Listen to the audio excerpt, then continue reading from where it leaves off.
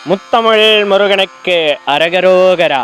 இன்னைக்கு இந்த காணொலி பதிவுல நம்ம என்ன பார்க்க போறோம்னா, நமது இல்லத்தில் அம்பிகையை வைத்து வழிபடுவதற்கு எந்த திருமேனி சிறந்தது என்பதை தெரிந்து கொள்வோம். அன்பர்ந்த அடியார்களே, ஸ்படிகத்தால் தயாரான அம்பிகையின் திருமேனியானது சிறந்த பலனை தந்தருளும் என்று சொல்லப்பட்டு வருகின்றது. அடுத்ததாக சிறிய வடிவிலான கருங்கல்லிலான அம்பிகையின் திருமேனியானது சிறந்த அதிர்வலைகளை பெற்று தரும் என்று சொல்லப்பட்டு வருகின்றது.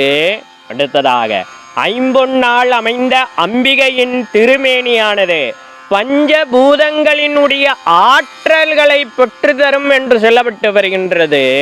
அடுத்ததாக வெங்கல உலோகத்தால் அமைந்த அம்பிகையின் திருமேனியானது புத பகவானினுடைய ஆற்றல்களை பெற்று தரும் என்று சொல்லப்பட்டு வருகின்றது. அடுத்ததாக செம்பு உலோகத்தால் அமைந்த அம்பிகையினுடைய திருமேனியானது செவ்வாய் பகவானினுடைய ஆற்றலோடு சூரிய பகவானினுடைய ஆற்றல்களையும் பெற்றுத்தரக்கூடியதாக விளங்குகின்றது என்று சொல்லப்பட்டு வருகின்றது. அடுத்ததாக மண்ணால் அமைக்கப்பெற்ற அம்பிகையினுடைய திருமேனியானது ஸ்திரமான மகிழ்வான வாழ்க்கையை தரக்கூடிய வழியை காட்டக்கூடிய ஆற்றல்களை தரக்கூடியதாக விளங்குகின்றது என்று சொல்லப்பட்டு வருகின்றது.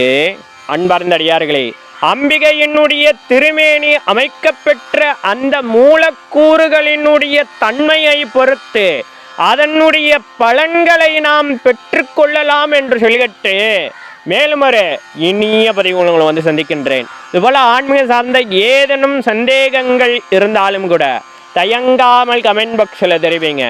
எனக்கு தெரிந்தால் கண்டிப்பாக உங்ககிட்ட காணொலி மூலமாக பகிர்ந்துக்கிறேன். நமது தமிழ் வேதம் 922 சேனல் ஒன்று சப்ஸ்கிரைப் பண்ணாத அடியார்கள் மறவாமல் சப்ஸ்கிரைப் பண்ணி பக்கத்தில் இருக்கிற பெல் பட்டன் அமைச்சிட்டு ஆல் ஆப்ஷன் தட்டினீங்கன்னா நாங்கள் பதிவு செய்கிற ஒவ்வொரு காணொலி பதிவும் உங்களை அடையும். மேலும் நமது தமிழ் வேதம் 922 சேனலில் நிறைய ஆன்மீக சார்ந்த காணொலி பதிவுகள் தொடர்ந்து பதிவேற்றம் செய்து கொண்டே இருக்கிறோம். அதெல்லாம் இன்னும் பார்க்காத அடியார்கள் ஒரு முறை சென்று போய் பாருங்கள். உங்களுக்கு தேவைப்படும் தகவல்கள் அதிலும் இருக்கக்கூடும்.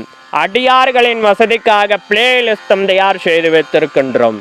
சர்வம் முனீஸ்வரம் சகலமும் முனீஸ்வரம். நம சிவாய.